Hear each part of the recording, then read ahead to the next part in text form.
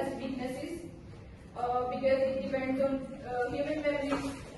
It is difficult to collect accurate information because people remember differently. Different stories are based of personal views and feelings. Even two people have done the same story in different ways. So it's a weakness. It's a weakness of oral history. So it depends upon remembering and not the objective facts. Yes. In the ethical issues, we can say that the researcher must act honestly and carefully. They shouldn't personal or sensitive information, and they shouldn't share without permission their personal data, and names can be hidden if needed. So that's all about from oral history research. I have a question. Yes. There is a high risk of falsehood or exaggeration in oral history. So, is it reliable or to do a research on oral history? Like we went to Mangla 10 and there is a Mangla fort. So, there are one person told us 4 different stories of Mangla princes on whom that fort was made. So, I think that oral history has this high risk. So, is this permissible to do a research on oral history? Sometimes it's very important because oral history, we can say that in literature it's very important. It is in audio, video, and recording forms. It's always in, sometimes in original form also. It is formed. Oral history is formed in original form. But audio and video are much later. They are inventions. What about 1900 and 1800s? Why not take the manuscript or why not take the written stories? Few of the things are the repeated facts, like we are studying about so many epics, Homeric epics. There were no real forms, real manuscripts that have been found right here. But we are dealing them with regular their repetition. We are also listening them with regular time because people are learning and they have very long sort of frequent memory. That's why we have found these things in order for repetition of the history and repetition of the creations actually. And of course, oral history can face challenges to reliability because it depends on memory and memory selective. Like people tend to forget things, and also subjectivity. Like accounts are personal and influenced by emotions or maybe culture or perspectives as well. So obviously it faces challenges and it might not be reliable as other sources are. I think the person who relies upon this technique, when he or she has no other data, or no other source of communication, or primary or secondary, then it's just one of the options. I think so. This is the word using. So oral tradition. Oral history also includes folklore, folk tales, drama, Short stories, immediate storages, and word biology. So Photos has history of this oral tradition from the very past. That in the past, before presenting the drama, they used to present the stories in the form of the traditions, as well as presenting on the stage how they used to. They don't act, but they rate the story by oral tradition, oral tradition. The point is, the question was asked, is it reliable? So remember, it purely comes in qualitative paradigm. And in qualitative paradigm, there can be 101 versions of reality. Reality is not one. It is not single. It is not universal. There are many versions. All versions are valid and all versions are accepted. Now, oral history is very useful when there is a lot which is going undocumented. Now, in modern times, there are efforts going on, and right after this printing press, when it was introduced, things started becoming documented. There are many poems, for example, written when it was established. Global was a poem which was coming through generations in the heart. In the same way, in our culture, you see in Fakhrud culture, in Punjab culture, in Lochi culture, there are so many things which are undocumented. Yes. Now, we as researchers, we need to document them, and then other type, once you reach to this kind of method for to address some issue, where perceptions of the people and their creed and how tradition, that is to be captured, and then their memory is to be checked. So here, different version doesn't mean that it is unreliable. Sir, can I have a question? The best example of oral history research is the collection of ahadith. And they used to trace all the narrators and that thing. And if one person, even one person, is a doubted person, then that hadith is called like it is weak. So why not we apply the same method to our modern day research? Oh, they do. The ones who work on oral history are adopt this as a method. Now, when they defend it on any platform, and if they fail to justify it or fail to build a structure, a system, or organized kind of analytical kind of framework, or analytical tool they could apply, and they prove that it is haphazard. If they can't prove it is systematic and structured and organized, then people say, well, major reasons, please, not acceptable. Right? It's not an absolute discourse, because if we neglect the cultural and psychological or social aspect, we can also talk about the religious concept as well. There are multiple contradictions in religious concept as well. If we talk about the famous book which is known as Mahabharata, which is also known as the Bhavishya as well in Hinduism, it had I think 8,000 verses, but now it had more than 1 lakh verses right now. People who are followers are still following them. Having contradiction in the text, it can be in manuscripted or it can be in oral shape. It's a natural phenomenon. We can't neglect it, but it's based on our own self, that how we are taking it. It's not an absolute fact. It's a flexible criteria. I tell you a very interesting kind of, my personal observation. I was posted in Qatar, and there in Qatar, it is a kind of miracle there in the, there is a lake, Yes. and the source of water is unknown, like, in Makkah, water keeps coming. Now, that lake, that is exactly like the shape of an eye, when you look from the eye, and Katic shell led to Katas, Katic shell. Katic shell in Sanskrit, it means the tearing eye.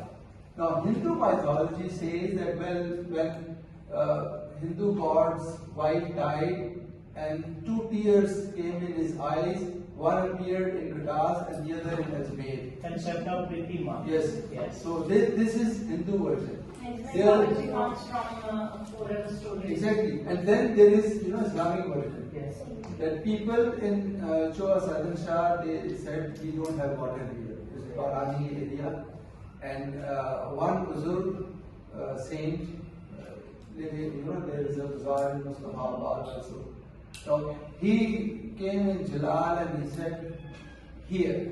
He put his stick there and he said, here, water came on the surface. Yeah. And then moving from Katas, he moved towards, Choa Southern Shah.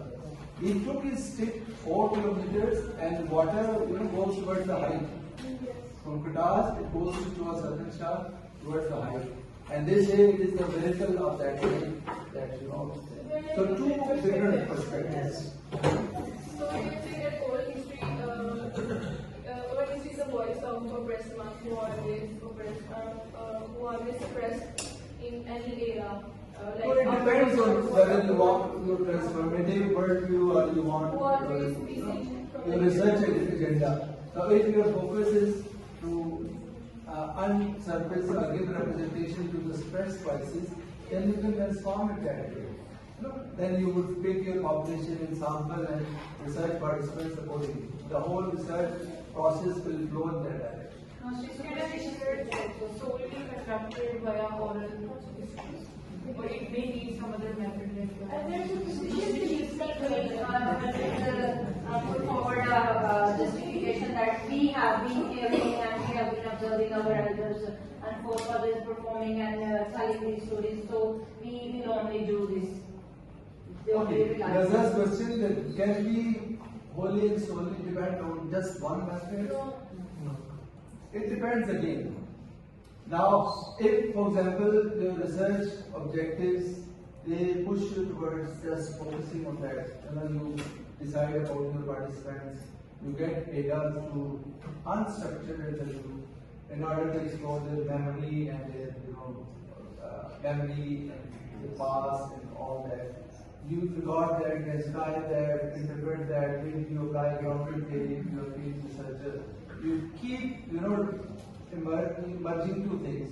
One, oral history, memory research, and unstructured interview, purely qualitative. Then you apply some, qualitative software on that, and data analysis becomes very rich. Your supervisor is very happy. You are moving in the right direction. Wonderful patterns are emerging. Wonderful themes are emerging. Go on. Please saturation point. And there are constraints. You can't spend the whole life in that. In 6 months' time, you have to complete the project, give it a proper kind of presentable shape, dependable shape, and then you stop that, and rest you leave as implication of that. Now, this was one window I used, one framework, one kind of design. Now, future researchers can do it in different ways, and they can add further dimensions into that, right?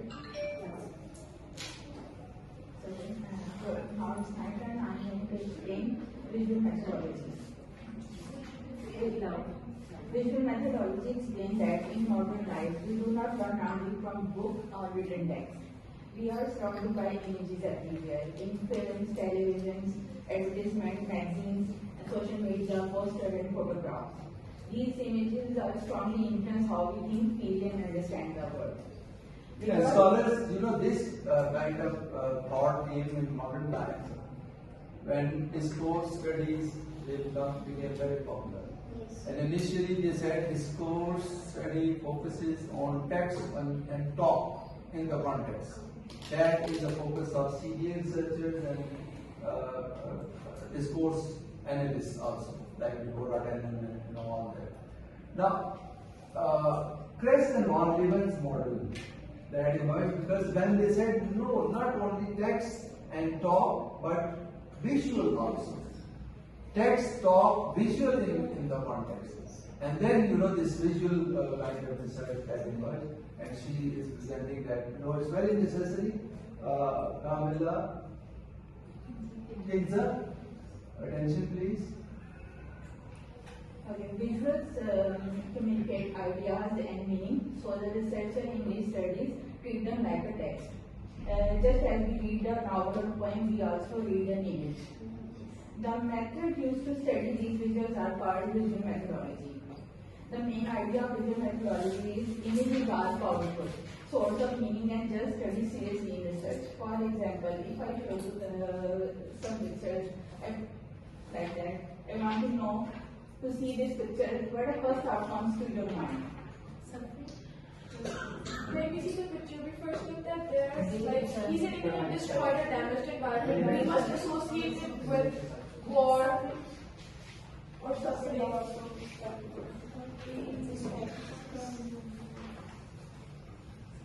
What do you always about this picture? What comes to your mind? Somebody serving his like a lost Star warrior and the one side is taking that. The warrior, the survivor of area, even if the act of vision. The dialogue of animal that has it looks like a warrior in chaos or potential. No matter what's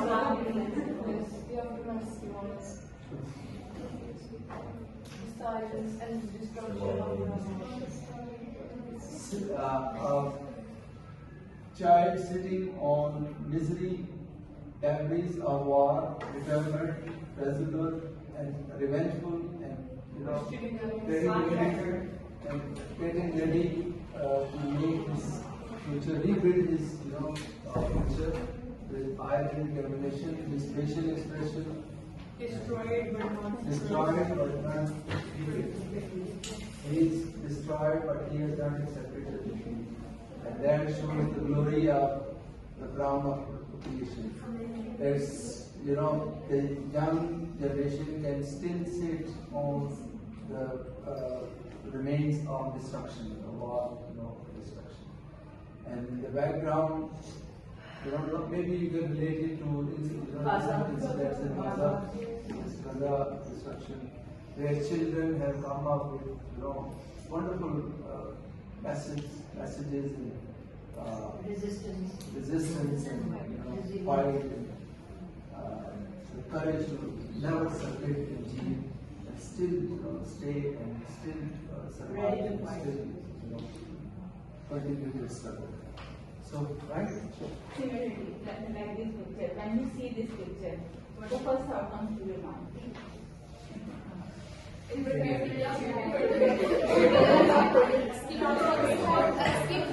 Before and after.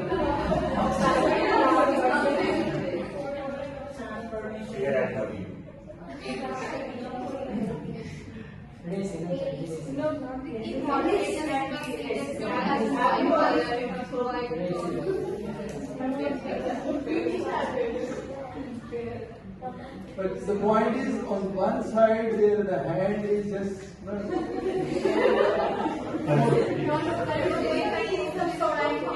and an advertisement from cosmetic industry or some cosmetic surgery. The third is aesthetics. So see,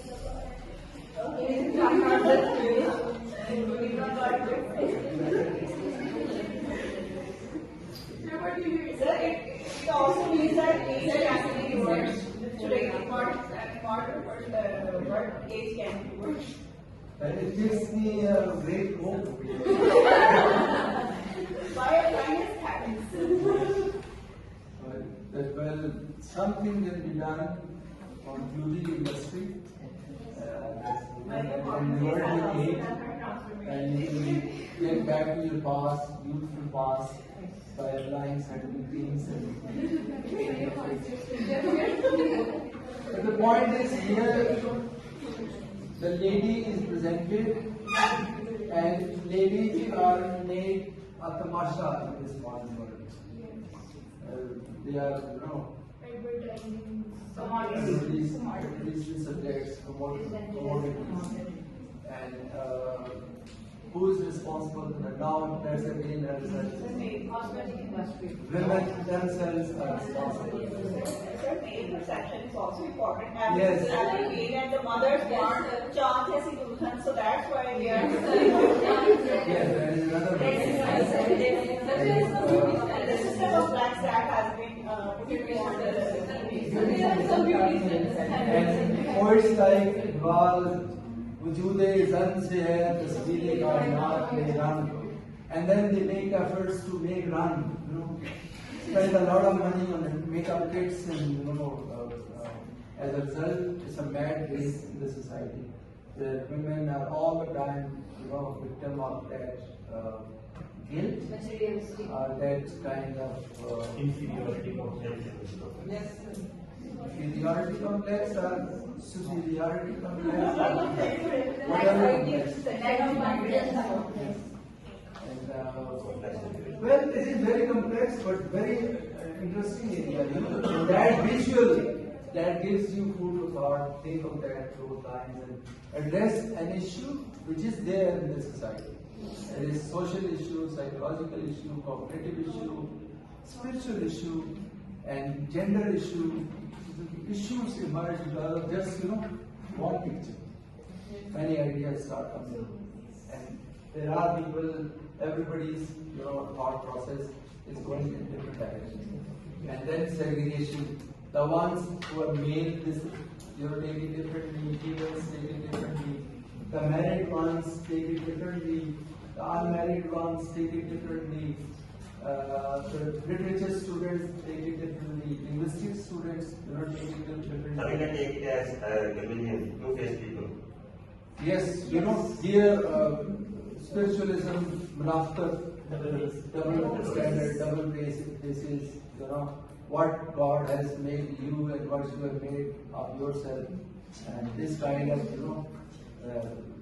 Many effects of the time yes, process. right. Now you see, this is visual research where visual have powerful impact on the people. And visual is the living reality, the bigger reality of today's world. Now that was neglected for a long time. Now, no more.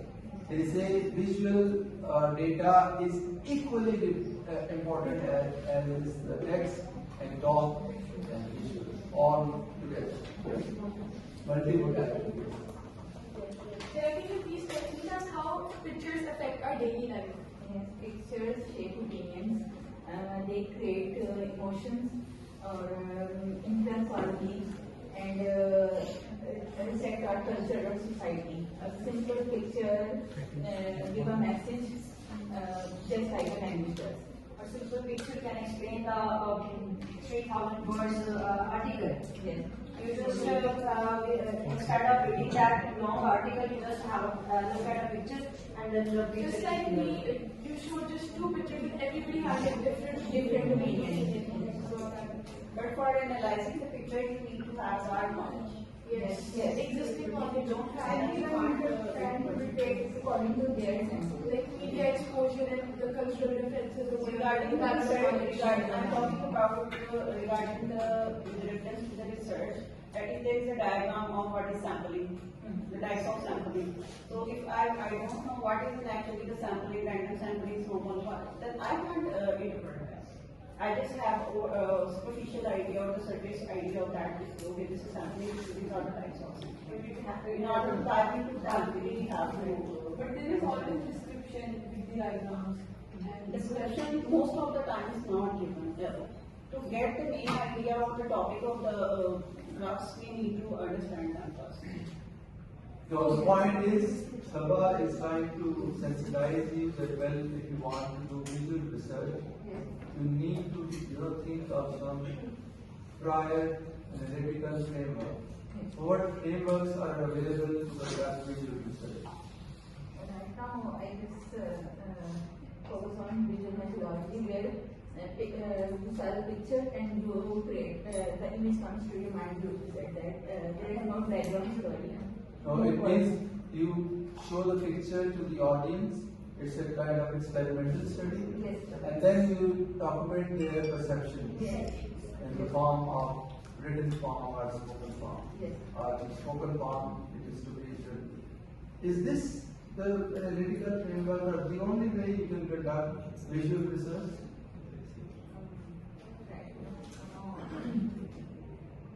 Sir, in visual methodology research process, scholars collect data, observe them carefully, analyze the details, interpret meanings, and connect them in society and culture. Okay, that's one way. Once you collect data, as someone said, it's based on some inclusion criteria or something, then you do data mapping on that, and then you try to apply some model like press and non-difference model, the one which is there in discourse studies. So this comes under discourse studies, and it goes in this direction because visual data and visual interpretation, then what is there as a researcher you are looking for? Structure must be there. These 6 things, they were explored by other researchers also. So I am trying to explore them in this data, which is in different contexts now. Previous research was done in Bangladesh, applying these 6 toolkits on visual data. My visual data is different, and it is collected from Pakistan, and these are 25 in number, and based on this criteria, why 25 justification, and then you apply that, and then you come up with the analysis and finding. Right? You have to be aware of the tradition, research tradition, which goes on this type of analysis. For that, researchers must be very well informed about what has gone before. Multimodality, visual research, how many researches in the last 5 years, where and how mine is different. Yours automatically becomes different even if exactly same replication is there, you are in a different context. So your research is different, right? Either it is going to be done in qualitative or quantitative. It can be done in both ways. Mixed method also. You can build up corpora based on visual kind of data, and then you bring in some kind of use of software, analytical tool, right? Okay, the vision methodology give us an important concept like semiotics. Semiotics is the study of signs and symbols. They have meaning, the meaning is created and interpreted in society. For example, red color that represent danger or danger, white represent peace, and a crown represent power, chains represent oppression. For example, if I make a sign like this, a simple sign, what is the first thought comes to your mind? If I make a sign like that, Illuminati. So signs have their own meanings. What is this sign? Good. But if you do it in Turkish, they will kill you. Because there it is abusive. So, context and culture, that when you say represents this, then as a researcher you have to say where. And then your research somebody was mentioning researcher as a detective. So you become the real detective, probing the depth of what is there. So the sweeping statements can't be given. Red is the symbol of danger. Yes. Not always. It's the color of community. It's the color of community. It's the color of Community. unity. It's the color of revolution. It's the color of happiness. It's the color of love. Right? You say flowers which are red roses. Right? So nowadays people are also exchanging sunflower. Sunflowers. Yes. They are the symbol of friendship. Okay. Yes. Yeah, I know. Sunflowers. And then emerging meanings are changing meanings, and generation-wise, modifications in the meanings. Gen Z and millennial and boomer and how many generations are there? How the journey of this semiotic resources, they differ, and they differ from each other, and as a result an issue, generation gap. So you can bring that into focus and study some real issue, a rift between millennial and Gen Z. Yes. Differences and similarities in an average. Millennial is, he pointed out something for the betterment of Gen Z. You are Gen Z? I don't have any idea of Gen Z and Linza is Gen Z, and I am millennial. No. They were born in 1960. I was born in 1975. I am millennial. So millennial and Gen Z, and how they think it was just out of love for the nature we said something. And millennial has taken it altogether different semiotic kind of situation. How come? How dare they? The society is going to dox. It is going to hell. They don't have the sense and manners and morals and the means. And there is, look at that old Baba. He just commented on his dress, and he has taken it to his heart. So this kind of generation, kind of gap or perception, semiotic study or visual research, that comes very handy. So you need to have your own language. Sign language. If I say nice, I'm going to say sigma. Yes. So this is our Sir, in visual research, what kind of ethical considerations are there? In visual research, first of all, the data you collect, for example, means you collect, or collect data related to the victim party and you may cause potential harm to them. So informed consent, anonymity, confidentiality of the people who are involved behind those projects. That is very, very important to study.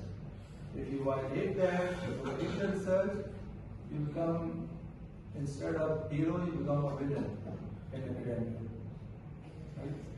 Like ethical consideration in methodology or in our perspective, religious perspective, is said to be, the black color is said to be very sacred because of belonging to Muslim.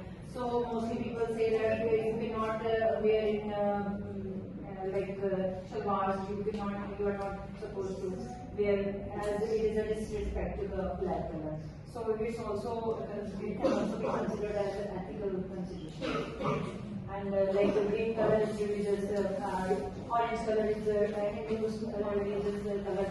And most of the time we see on social media that if you have utilized the yellow color, orange color in some perspective, they will come forward to contradict why we using our religious culture in such narrative. Okay, so there are sensitivities related to patriotic resources which you have to respect and you have to be mindful of that. Right? Can you be neutral about research?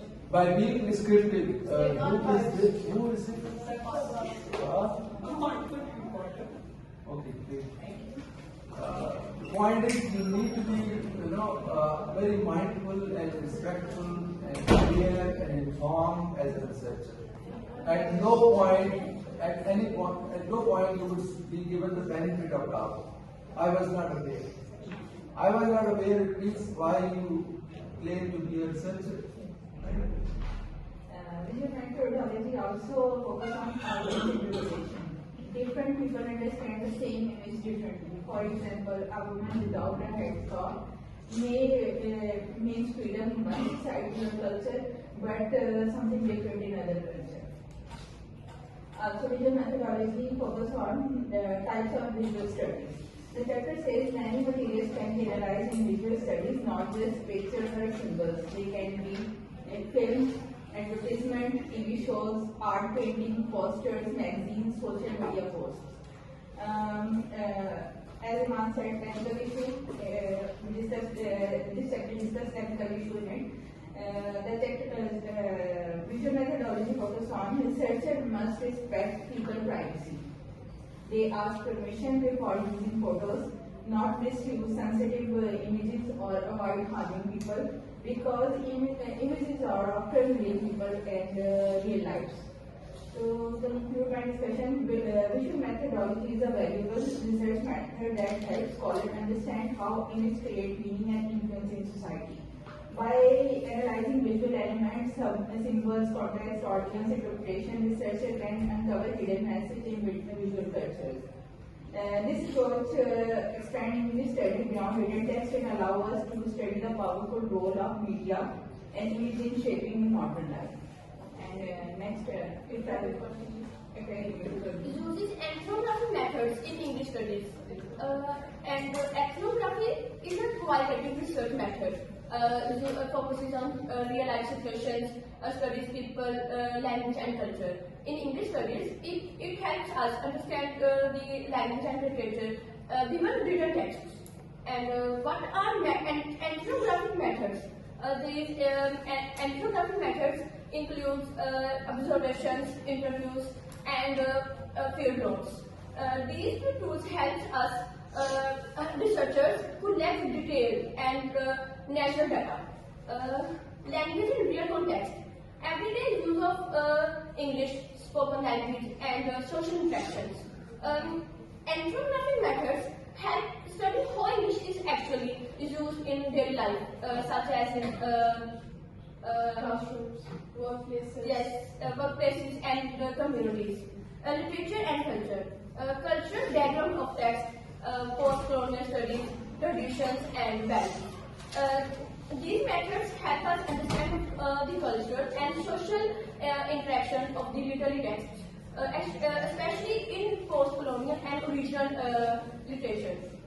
Classroom discourse. Teacher-student interaction, learning behavior, and teaching practices. In English education, ethnography is used to observe classroom interaction and analyze teaching and learning practice. Identity and power means gender, class, and marginalized voices. Ethnography methods explore uses of identity, gender, and power by studying how different groups use language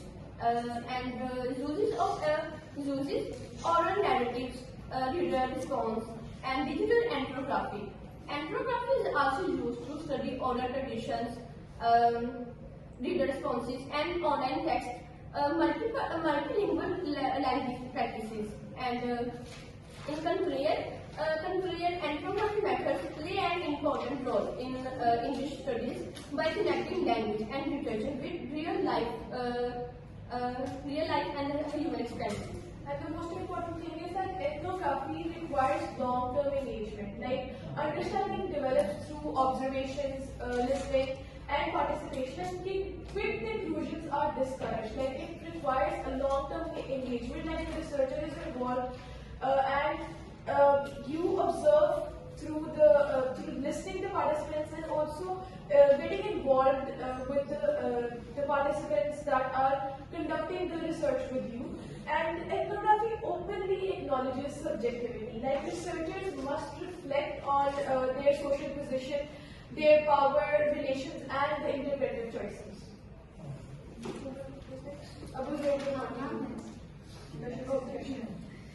So, numbers and words. Quantitative methods for scholars of text by Pat Hodgson. So, what is this chapter about? Basically, this chapter explains why literature students should also use numbers, not only focusing on words when studying text or when research. So, Pat Hodgson says literary studies mostly use reading and interpretations. They almost never use numbers like statistics or data. This is a problem because numbers can help us to understand literature better. So here's the question that how numbers can help us to understand literature better. So numbers help us to see things clearly that words alone cannot. And it helps us to understand literature in a broader and clearer way. So when we only use words and personal interpretation, we focus on few texts and or examples, and numbers allow us to look at patterns and trends across many texts at the same time. For example, when we can count how many times a theme like love, war, or poverty appears in a drama or novel. And we can see which themes are more common in certain time period. By using quantitative method, we can count these themes. And we can compare different writers or genres using fact, not only opinions. So number help us to find patterns. Patterns show trends, changes, and similarities that might miss while reading only on one text closely. So, and also this doesn't mean that numbers replace things. They support readings, words explain meanings, and numbers strengthen the explanation by giving proofs. So ignoring numbers make literary studies weaker because scholars lost a helpful tool to understand literature better. So what happens in literature studies today? Scholars just focus on themes, characters, language, and meanings. They avoid counting statistics and graphs, numbers in text like money, data, and quantities are usually ignored by literature students and literature scholars. So why this looks strange? Like because our nearby subjects like linguistics, history, sociology use statistics, computer, and data analysis, but literature doesn't, even though it also studies society and culture too. So why are numbers useful in literature? Numbers can help scholars count word usage, compare text, study trends across many books, and see patterns that are not visible by close reading. For example, how often women appear in a novel, and how themes change over time, and which genre are the most important or popular. So, are the numbers neutral? No, numbers are not neutral. Just like words, they can hide things, emphasize things, and influence interpretation. And how can they hide things? Number in literature can hide meanings because they show how much but not how and why. For example, imagine a researcher studied 10 novels and found female characters. So researcher says female characters appear only 30% in the novel. So that 30% shows and hide important things. In some novels, women may be very strong and important. Means maybe one woman is the main role or main hero. Maybe she controls all the story, and maybe the men are the small side character. So the number 30 makes it look like women are unimportant, like only 30%. Isn't this similar to like mixed methods research? Yes, it is similar to mixed method research. It is similar because we combine both qualitative with the quantitative, quantitative with qualitative method, and to understand literature more fully. But still, quantitative method is still important and still called it quantitative method. So, like Patterson, she is not saying replace reading with numbers. She is saying we use both together for better understanding.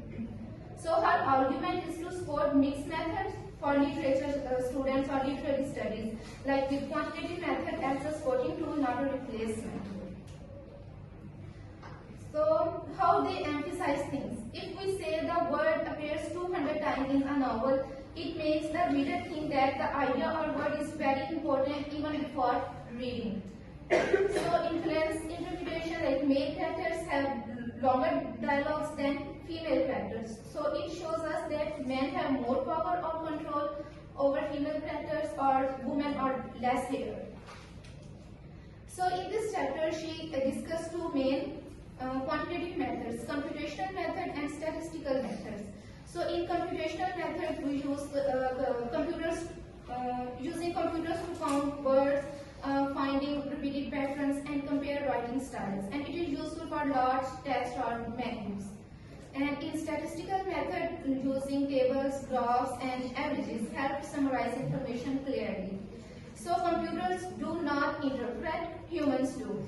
And numbers support human judgment. And the main argument that Hudson says, numbers do not replace words, numbers help words. I have a question. So it's like corpus. Yeah. Yes, question. So if we repeat one word in our research paper just to highlight the idea or keyword, isn't it seems boring to the examiner, supervisor, or the defense? Not repeating the one word, just putting that one word and tracing it out and capturing its context in the text. Now, she is referring to applying quantitative approach in literature studies. Normally, people laugh, they used to laugh at the idea. I remember when I joined this university and I was there in the events, literature students were, they were there on the stage. And I said, well, you could have gone, quantitative here to answer the research question number 1, where they want quantitative. And people sitting there, they started laughing. Professor Sab, it's literature, how can she be quantitative in literature? Now today she has pointed it out. And what is the name of the author you are referring to? Patterson.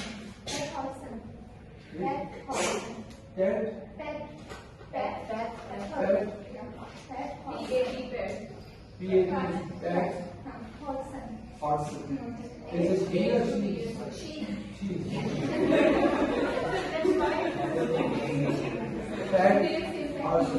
Now there is a book presented in the GGT, and there in that book there is the author of that book,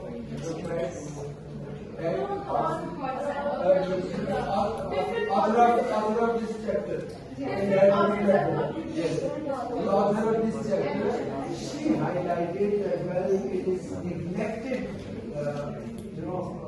area in literature studies where people don't go quantitative. And then she has suggested the ways to be quantitative. Was they really in practice? They would only go for quality? Yes, it was, the practice in Pakistan was basically putting clips notes and job notes and purchases you and Raza and Kitab and putting them together and declaring it as research. There is, qualitative analytical steps and then quantitative treatment of what is, the objective of the study, taking about one, asking what part. You have to be quantitative. And literature students sitting here, when you reach the research phase, try to make it mixed method. Try to bring in quantitative tools and techniques and analytical frameworks and try to make it mixed method because you are in modern times now. I see.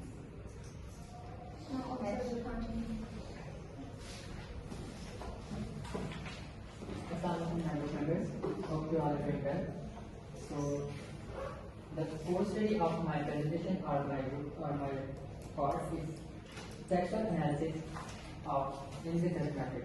Textual analysis in research method, a chapter in the book written by Captain Welsi. Captain Welsi, a writer, researcher. She explains how textual analysis works by using. She used an example as a case titled painting, turpin and liquita. Sorry, I can just say that there is no easier side. So there was a painting she used as a case study. So she just focused on the textual analysis of any text. So first of all, text is anything that is pasted on a page.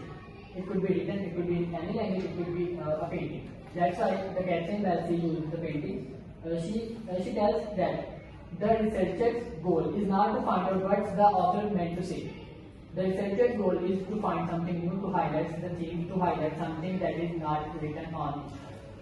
So researchers have his own goals. He is not just oriented to find out the author's meaning.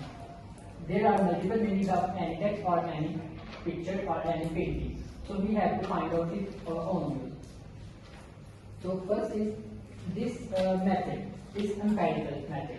Empiricism is included in this. We have our own experience. We should have our own thoughts on any text or any picture or any painting.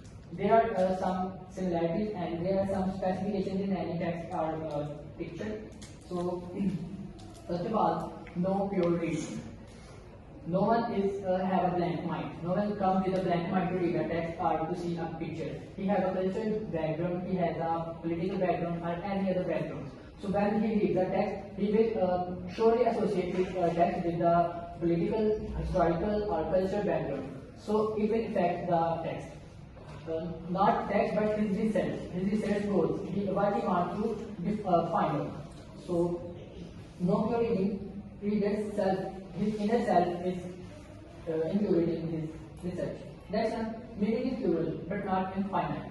Meaning is always plural. One text is just like, every text is just like a parable. That has no moral lesson but everyone has to predict or to pretend his own moral lesson. So there are multiple meanings of any text. Multiple reasons are there, multiple results are there of any text or any picture.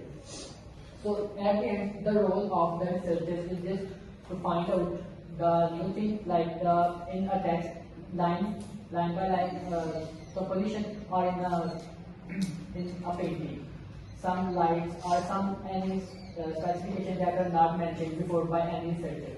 So it will help to textual analysis and research. The next part of my GTD is interviewing by Gabriel Griffin. Next part, interviewing. So I have a question in textual analysis. How can we use textual analysis in linguistics? Not linguistics. Textual analysis. Fair who's using fair? Yes, fair. First D is textual analysis. Now, it's very crucial, for example, phonetic analysis. There are 6 steps to conduct phonetic analysis. Now, textual analysis, normally when say textual analysis is text literature. Yes, sir. That is not the case because here there is a linguist sitting here trying to know how to protect her, which is linguistics. And she is going to apply the just three dimensions. The first dimension is textual text. Now he's talking about textual analysis, and she wants to know that whether it is applicable to literature and linguistics both, and if yes, how it is different in the case of linguistics and linguistics. I think it would be applicable in literature, not in linguistics. She is getting into the dark ditches of rejection. Abu Dhar's fatwa. If text is in the focus of literature only, never dare to. So that is the case. Yes. GGD. Next month. Next chapter is also Textual analysis can work for both. Like in literature, it's interpretive, and in linguistics, it's analytical. Like it can be applied to both. Yes, sir. In both cases, it is interpretive and analytical. Text is analyzed in this.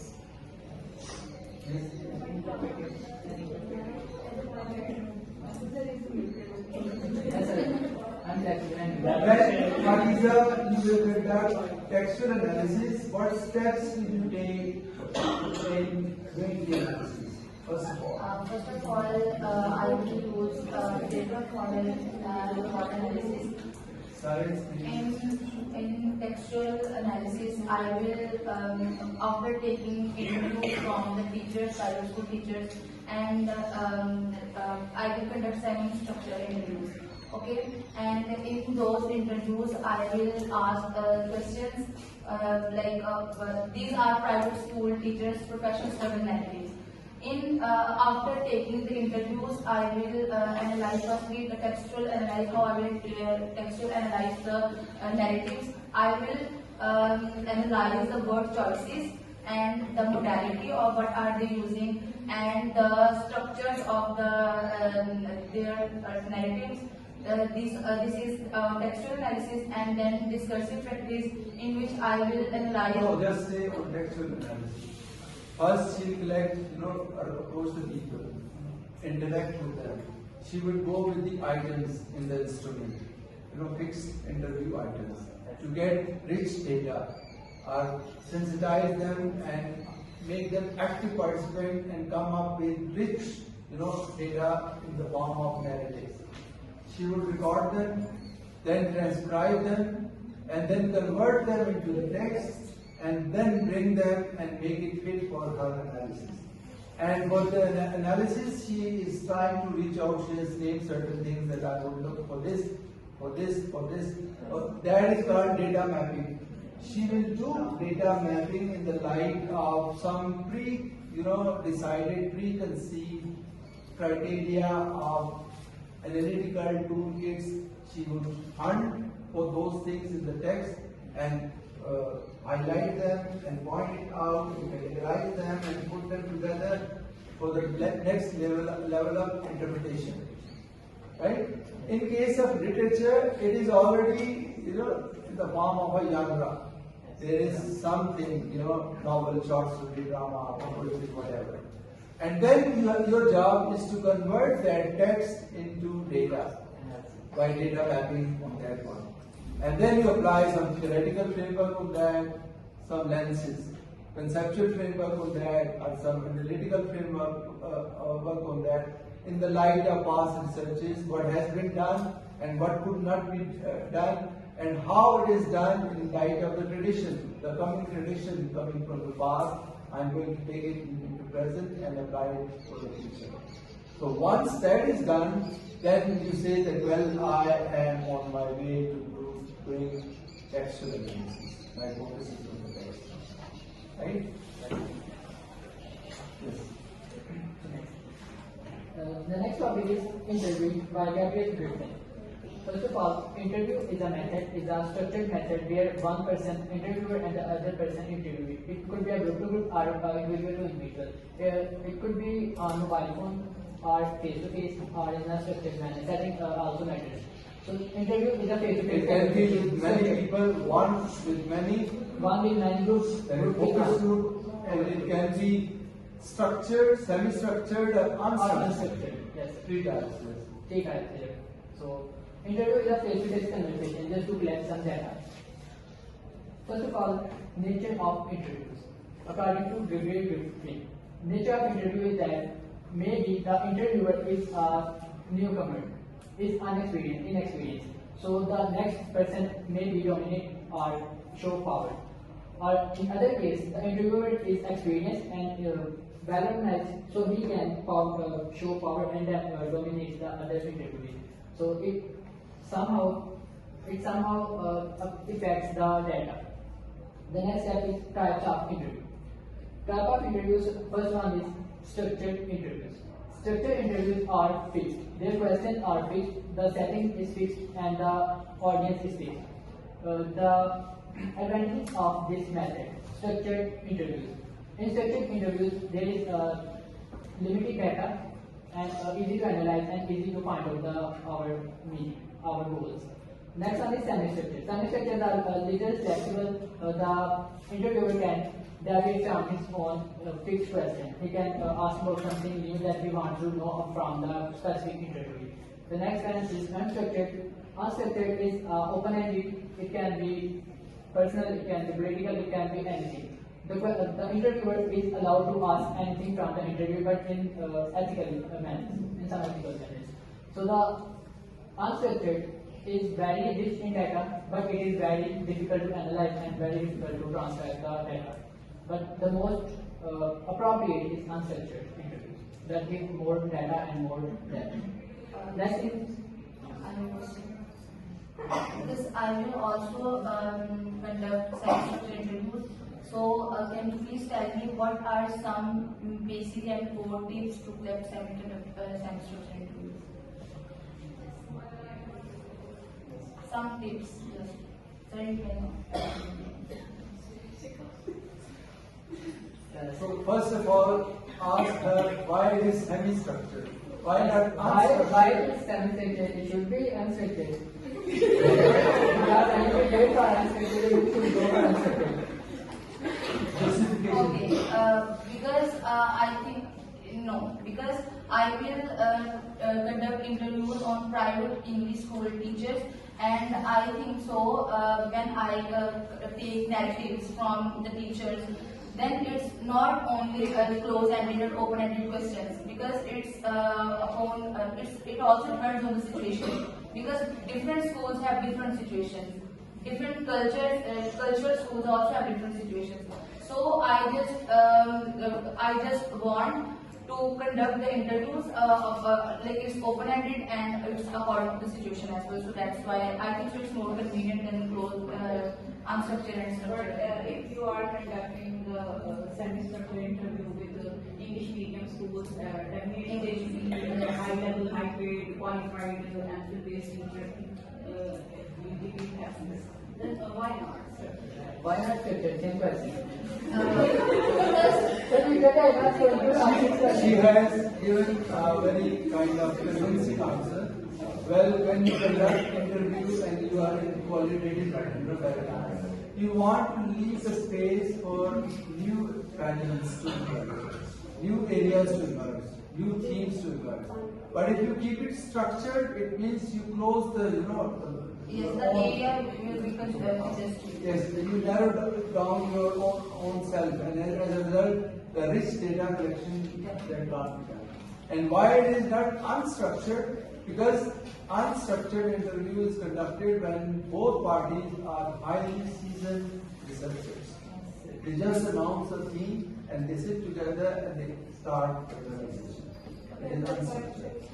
So semi-structured is a safe way, middle way, and middle way is the way of Islam.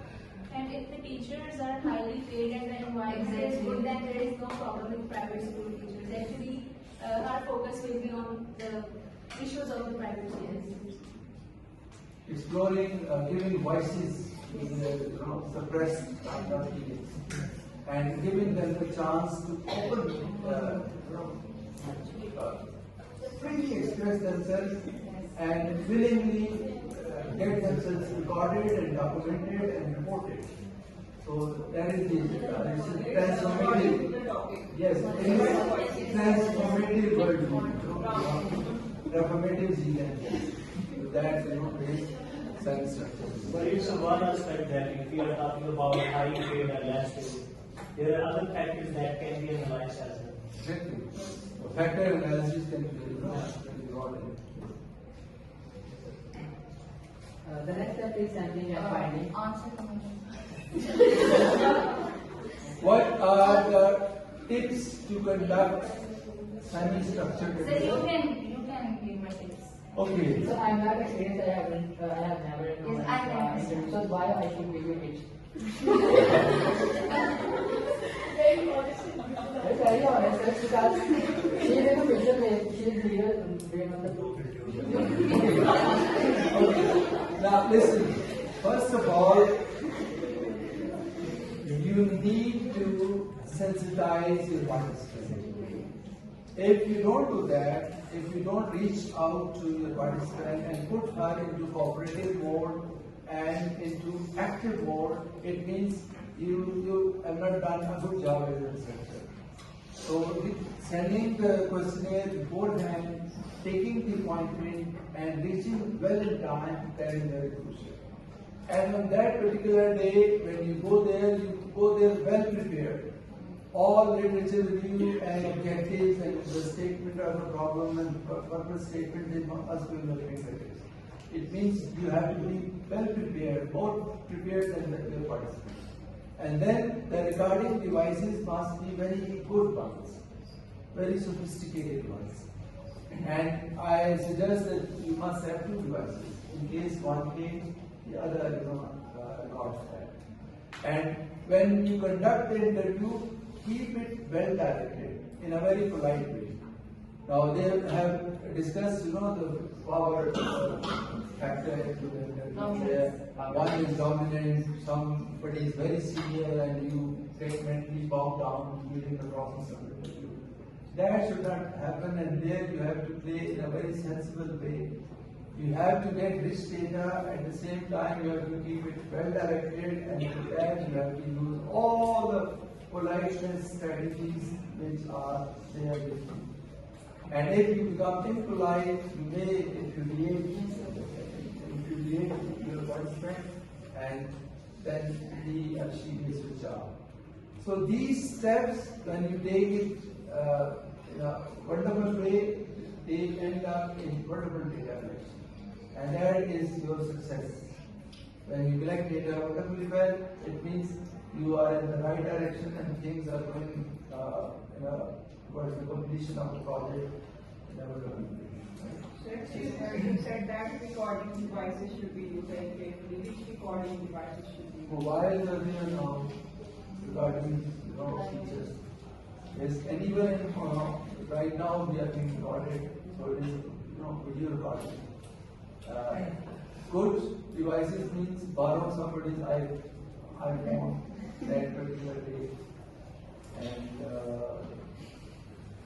and it can be borrowed, no problem. And you bring it back, shift it to your laptop, and give it back to her. Thank you so much. I wish you, device.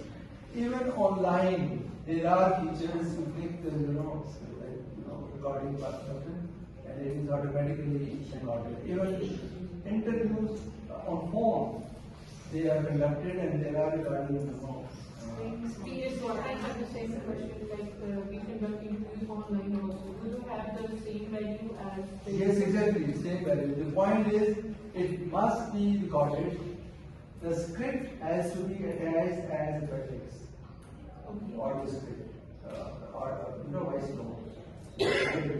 And then you have to transcribe that, and those transcribed versions also have to be attached as appendix. Right?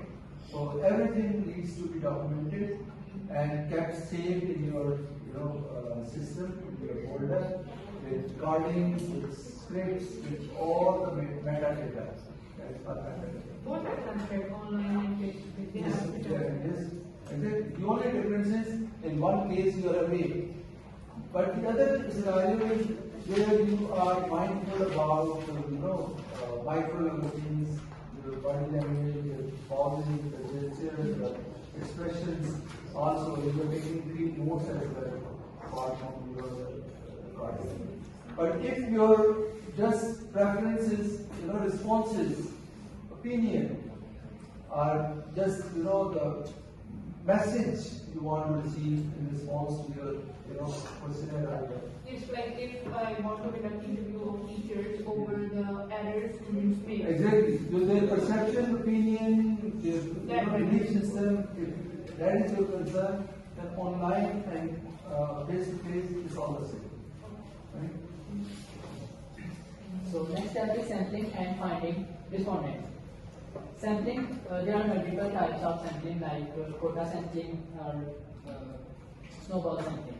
Respondents, setting our audience, like she addressed, she is going to introduce some English teachers in school level. So she has set her audience. So sample size matters how much the data we need. So after collecting all this, then I step interview process. Before interview process, you have to go through like your devices. You have to set your devices. You have to do some pilot interviews just as a rehearsal. So you should be more perfect in your official interviews. The next step is transcribing. Transcribing the data. All data you have collected. You have now the next step is a very crucial and very difficult step to transcribe the data. The data transcribe depends on your goal, your study, your research goal. For example, your goal is to just to collect how much stipend or salary our teachers accepting or getting. So it is a goal. So transcribing data, the researcher will focus on this crucial step. Other might be de-highlighted, defined, but this is very highlighted step of the interview. So it depends on interviewer. So what kind of data he wants. So transcribing means to collect the data what actually meant. So as in analyzing data in a very systematic way, in very methodological way, and representing it or officially publishing it, and that's from. Thank you. I'm going to present creative writing is a very crucial part of our research methods. So creative writing is the art of expressing ideas, emotions, and thoughts. But John argues that creative writing is not just only the artistic expression, because it produces new knowledge and ideas, insights into language, forms, meaning through creative practices. For example, after looking the picture, here shows one of the idea things of imaginations to look the pictures. These are also called the creative writing. So, John Brooks investigates how the creative writing investigates the nature of form. Form is dictions, poetry, dramas, and novels, and the creative forms also play a crucial role in these studies. So, creative writing and versus the research methods. Research methods not follow traditional research values, efficiency, and method, whereas creative writing often involves understanding.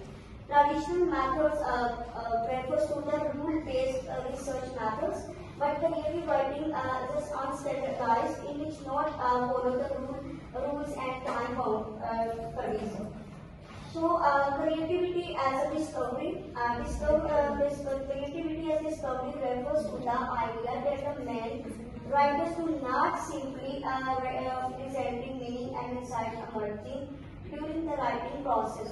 Through drafting and redrafting the meaning explored language to generate a new form of language with the help of creative or with the help of self-writing process. So drafting techniques are central to creative writing. Meaning is produced and research because elements such as structure and narrative structures and imagery and language choices, how researchers choose the language and techniques of skills about the related topics. According to my research topic, modern techniques, experimental narrative techniques in Pakistani English fiction narration.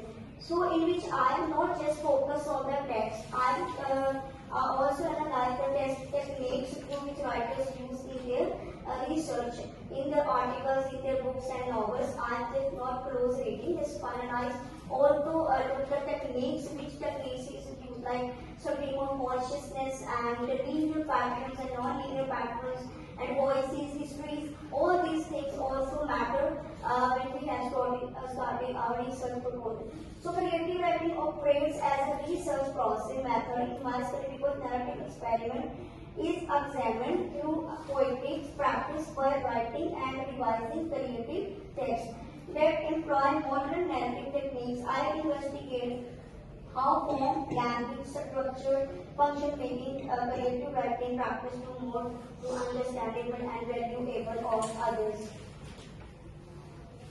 So I have a question. Yes. I wish everybody could, come up with this kind of curiosity. So how can a researcher maintain credibility while using the creative writing as a research method? Is it creative writing as a research method? Creative writing as a research method by John Hook. John Hook explains that creative writing is a crucial part of research method because you just not focus on text. You will deeply analyze the text like forms and language choices when you have started to written in own form to generate a new form of knowledge with the help of practice. No, the idea which I could capture, science can present, creative writing is giving prompt to the participants to be imaginative. And when you decide about the participants, the level of participants, young participants, the feedback kind of sessions, you want to show them the movie and give them the prompts and get the data from them, whether it's verbal or non-verbal form, recording the spoken form, written form, whatever. Once you capture that, the credibility of this whole process will be the sense of structure. If you choose your participants, inclusion criteria is clear, your research objectives are clear, and they push you towards this kind of experimentation for the paradigm. And you want to, interact with the, participants and get their, your focus is maybe how creative they are, what kind of mistakes they make, and how their creative styles differ across gender or across experiences. Maybe the metric level or O level they behave in a different way, and BS students they respond in a different way. The difference of responses, the developmental phases, all that depends on how structured you are, right from the statement of the problem, purpose statement, down to the process of data collection and your research design, and if it is that research design and experimentation based on creative writing. Yes, sir, but this is during data collection. What is the credibility issue in data analysis? Like when I did my qualitative research in ODS, so I actually analyzed the text on my own. And obviously in literature review I gave references, but in analysis chapter it was completely my own analysis. So what are the credibility issues in that analysis? See, analysis normally, mostly people do it. They put it and they put a tag the data analysis chapter, and nobody is there to guide them how to do it. Yes. And as a result, you do it and you present it, and in most of the cases, supervisor says, sounds good. So this is also creative kind of power of the. But sometimes you are conscious and sometimes you are unconscious. Researchers, it's combination of both. Somewhere you have to be conscious and somewhere you have to be unconscious. A bad researcher is conscious, then he should be unconscious. And unconscious, then he should be conscious. Now, maybe during data analysis, you don't know, but a lot has come from your background to support you, and you have wonderful skills. You were not aware of them. And as a result, you started doing it, and we advise, our supervisors, stop worrying and start doing it. When you start doing it, and automatically you come up with, the finished product, and you will surprise yourself. And then you present it to the supervisor, and he or she, because now he or she is at conscious level, more informed, has gone through the process. If that was, in your case, it was your first attempt. You say, well, first attempt of a researcher, very good. Getting a step very clear and logically grow and coherence and data focus and everything. Let's go to the next level. That is there. But later today, while sitting there now, your level is totally different. Now you want to know that well as a researcher how to take informed kind of actions, well-aware action. Now for that, that is why I say that well my supervisees are the first thing I ask them, download 25 articles. When you start reading recent kind of studies, now you automatically go into the center of the things that well there is something which has been done and we should follow that tradition. And then there is something which could not be done, I have to address that, identify gaps.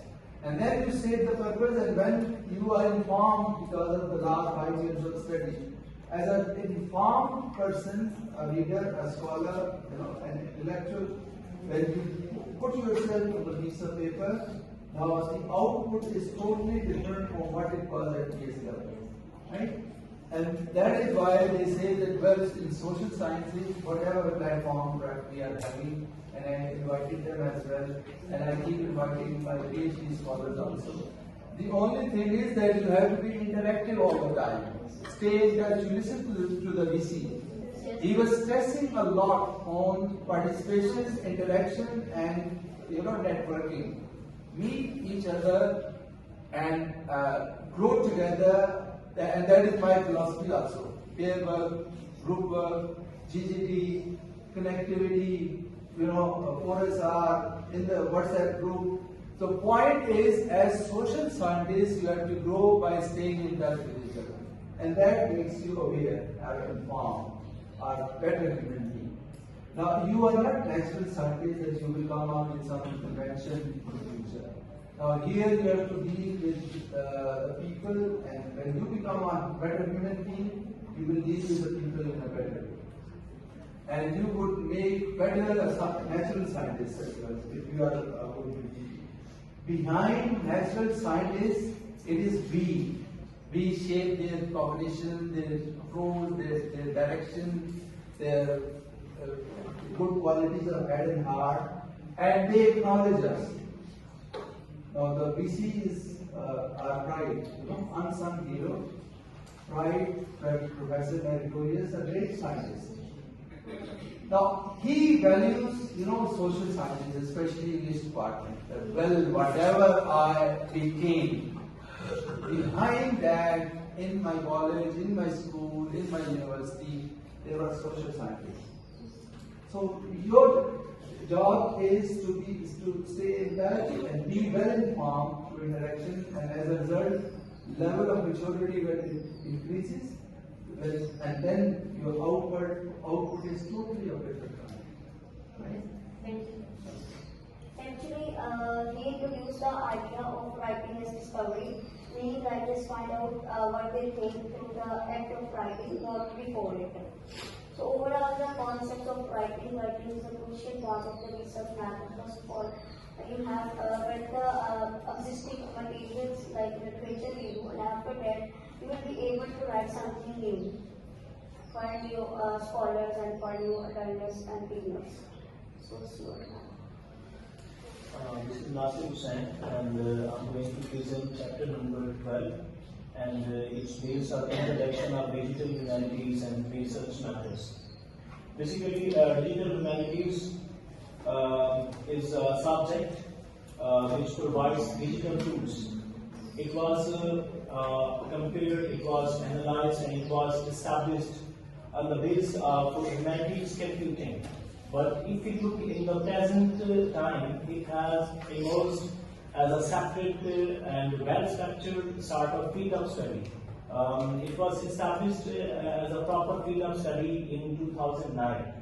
But if we talk about digital humanities and research methods, they have established a powerful bridge with each other, and they have transformed research, teaching and publishing over the past few decades. I have mentioned over here that it has emerged today in 2009 as a well-structured sort of field of study. And it focuses on text. And the most important thing which my dear partner Pastor was discussing with me yesterday, that what is the major effect of that digital networking, of that digital methods which provides exaggeration in the current era. I gave him actually, it's not a subject of my presentation, but I'm discussing it while I was discussing with my partner. That the current scenario, which is what is going on with the US and with Greenland, it's based on the digital tools. We have contradictions that it is based on air or water routes or ocean routes, but it is based on the precious and rare elements and rare minerals which are being used in digital humanities, in digital networking, like cables, like copper and lithium as well. And these sort of all things can be added in our modern tools, and digital humanities has provided us all about that. And if I talk about the history of digital tools and research methods, Roberto Bussa is the father who worked on IBM in 1946 on Thomas Aquinas' work. His work proved computer could analyze text, sound, and image. We have discussed in a proper way that how we can discuss, how we can analyze the text, how we can analyze the images, how can we analyze the photographies as well. But we can analyze the sound as well. We were discussing about memory, we were discussing about eloquence, we were discussing about the repetition of the text that we have. Even though there are multiple contradictions in our verbal text, but it is based on our own criteria, that how we are catching, how we are getting it. It's based on our own belief system. If we talk about religious concern, it is utterly based on the belief system. But if we talk about our social or psychological elements, it's based on our own conceptions as well. So it has also neglected the stereotype that we have in the past, that we can only discuss the text material. But now we can discuss, we can analyze, and we can make our proper well-structured research on image data, on videography and other sort of elements which were impossible in the past due to that digitalization. Next, we will talk about primary sources and digitization. It helps to preserve rare text and rare manuscripts. One of my sister was asking about the contradictions about the past manuscripts. I mentioned that we haven't proper research about Sumeric epics or Homeric epics. But we have these manuscripts due to our digital network, due to our digital storage. We have our digital libraries by own self, which were impossible in the past. So it's because of our digital method that we have used, that we have chosen in order to make our research more accessible, more reasonable, and more easy. And then the major databases we use in that method are EVO and ECWCO, which provides large collection of historical texts, and these historical texts are online, and we can also store them on our databases are on our tools as well. So fourth one, it's about textual analysis and new medium. I have analyzed it earlier that improved technology allows scholars to analyze large amount of text, and also we can study images, we can study sounds, we can study video as well. The examples that I can give you with regard of that, it's about Jane Austen's manuscripts and different e-books, Google Books, e-books and digital libraries as well. And then I have discussed Homer, Somer, and I can also discuss about the Old English prospectus, which is based on Beowulf poetry, which is the rare element, which is the most rare manuscript that we have in our literary point of view. And it's about fifth point, text encoding and TEI. Early digital text laid standard, and now we have improved standard in our digital methods.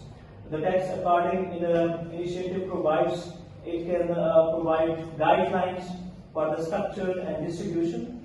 It can also provide the text encoding initiatives. It can separate the content of text, and they are long lasting as well. They are not temporary. And the last point, and you can also ask questions after that, it's about database and linguistic corpora. Database and linguistic process help to manage humanities data, while corpora are electronic collections of text used for language research. A modern corpus is representative, limited in size, machine, and readable. So it's all about my chapter number 12, which is very short one and it's very easy to understand. Hopefully, you have. Sir, I have a question. Yes. I want to ask, you were talking about digital methods. Yeah. How can the digital methods change or enhance the traditional research approaches? Yes, it has a very long-lasting impact on our digital research methods because we were very limited. We have less standard. We were lacking tools, and we were discussing on less materials. But we have now our own online and Google libraries, which can be called as e-book process as well, and digital books process as well. We can analyze, as Sir was mentioning, that I have asked to the scholars that you may download 25 articles in order to make your research process more reasonable and more accessible. We have more discovery, we have more accessibility of materials while making our research rather than the old and stereotyped people have.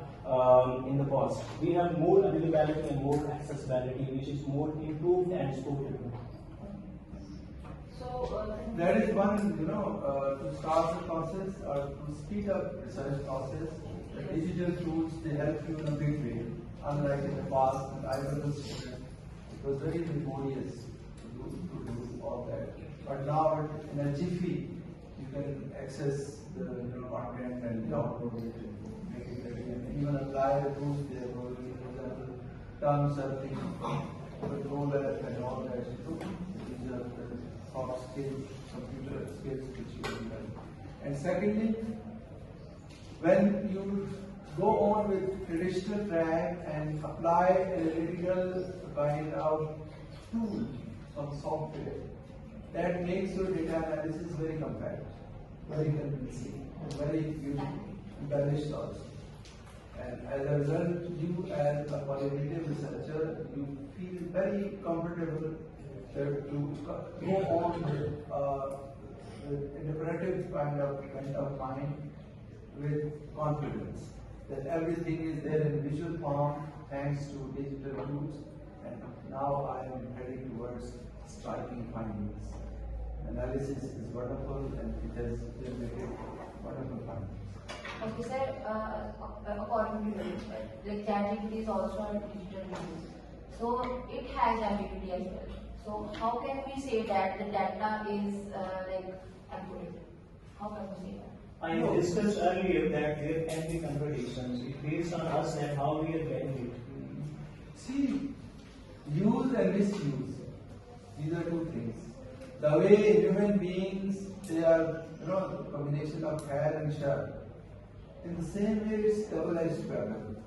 Now, there are some softwares where you give the prompt or put the, instructions, and they generate something which is ready-made halwa. Now, you have to, put a self-constraint at that point.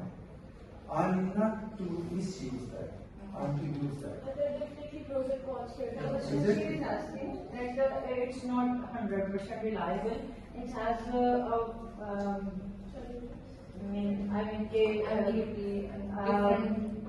large percentage of false information. But at least, concept clarification, it does it in a jiffy. But when if you want to reach out to accurate kind of names and It's only based on structuralism. Yes. Structuralism, whatever it has been fed into, it can only generate an output that. But if we study this with literature review, he asks us to find out the literature deficiencies. Mean having deficiencies, it means that we have to find those gaps and we have to fill up being a researcher. And here you have to, believe in the real process. Now 25 articles to start with, it means reading those 25 articles, not asking ChatGPT what is there in that article. And it will give you the summary. You will I read that. Last time I read that article as well. Novel, I asked you to read that novel. You give command to ChatGPT, what is that novel? It will tell the whole summary, and you read that summary, I read that novel. You don't feel the data, or you don't go through the process, and as a result, you don't shape up yourself as a real information. So there are certain things where you have to watch, put a kind of check on yourself. Are you being nasty at this point? Trying to deceive your supervisor? In the next meeting I'll go and say I read all 25 articles. Whereas ChatGPT summaries you have read, and now some of that you have memorized. Now you don't deceive the supervisor, you deceive yourself. Right? Now this is where now the relationship between supervisor and supervisee, that has become very vital now. Integrity, honesty, and self-discipline and mutual respect. The supervisor respecting the supervisee and giving her or him the trust. I really trust you. You are wonderful. And you are respectful to your supervisor